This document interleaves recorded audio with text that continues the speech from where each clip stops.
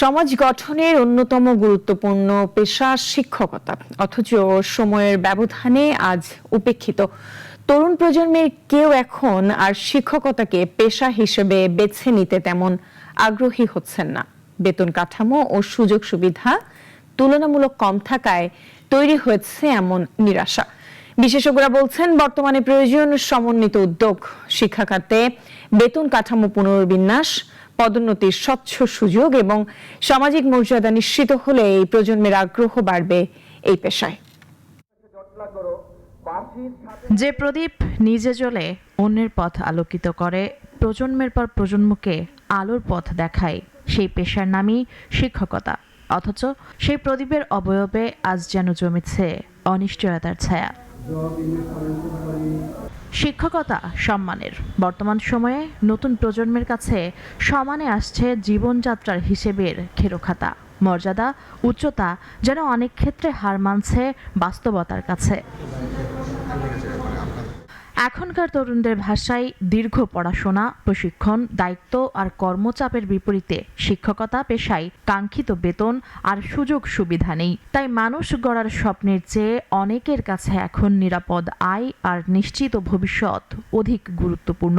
এমন প্রেক্ষাপটে শিক্ষকতা পেশা হারাচ্ছে তার আকর্ষণ, তারুণ্য খুঁজছে অন্য ঠিকানা।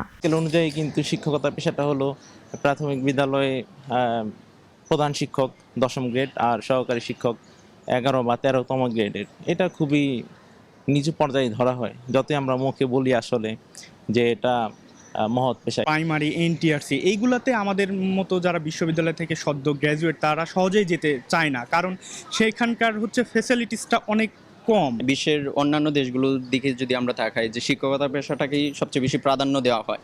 তাদের আর্থিক ফ্যাসিলিটি বলেন বা সামাজিক মর্যাদা, সামাজিক সুযোগ সুবিধা ইত্যাদি সবকিছুই অনেক ভালো, কিন্তু আমাদের দেশের অবস্থাটা ঠিক বিপরীত। বিশেষজ্ঞরা বলছেন, এই সমস্যার কেন্দ্রে রয়েছে শিক্ষকতা পেশার বেতন কাঠামো। আর্থিক কাঠামোকে আকর্ষণীয় করার পাশাপাশি চাকরির নিরাপত্তা আর ক্যারিয়ার অগ্রগতির সুযোগ বাড়ানো গেলেই বাড়বে তরুণদের আগ্রহ। অ্যাটলিস্ট তারা যাতে সলভেন্সির সাথে, ফাইন্যান্সিয়াল সলভেন্সি হয়ে গেলে কিন্তু অনেক কিছু তখন ডেভেলপ করে ফেলে। তো এই জায়গাটায় আলাদা স্বতন্ত্র বেতন কাঠামো শিক্ষকদের জন্য দরকার, এটা খুব জরুরি। আবার অর্থের বাইরেও রয়েছে মর্যাদার প্রশ্ন। বিশেষজ্ঞদের মতে শিক্ষকতায় রাখা যাবে না শ্রেণী বৈষম্য। তো শিক্ষক তো শিক্ষকই, শিক্ষকের আবার জাত কি? হ্যাঁ, এই যে শিক্ষককে শিক্ষক হিসাবে দেখা, সে প্রাইমারিতে পড়াক, মাধ্যমিকে পড়াক, বিশ্ববিদ্যালয়ে পড়াক, আলাদা একটা জায়গায় তাদেরকে নিয়ে যাওয়া, এই মেকানিজমটা গভর্নমেন্টকে করতে হবে। সুরক্ষিত আগামী নিশ্চিতে প্রয়োজন সমন্বিত উদ্যোগ।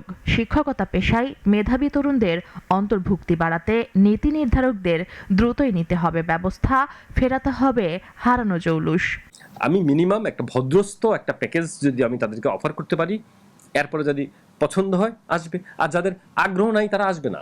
শিক্ষকতা কোনো দ্বিতীয় সারির পেশা নয়, এটি ভবিষ্যৎ নির্মাণের দায়িত্ব। তাই শিক্ষকদের সম্মান নিয়ে বাঁচার পাশাপাশি বাস্তবতার নিরিখে জীবনযাত্রার নিশ্চয়তা দিতে হবে রাষ্ট্রকে, তবেই সমৃদ্ধ হবে শিক্ষা খাত। মুনিয়া জুথি, নাগরিক, ঢাকা।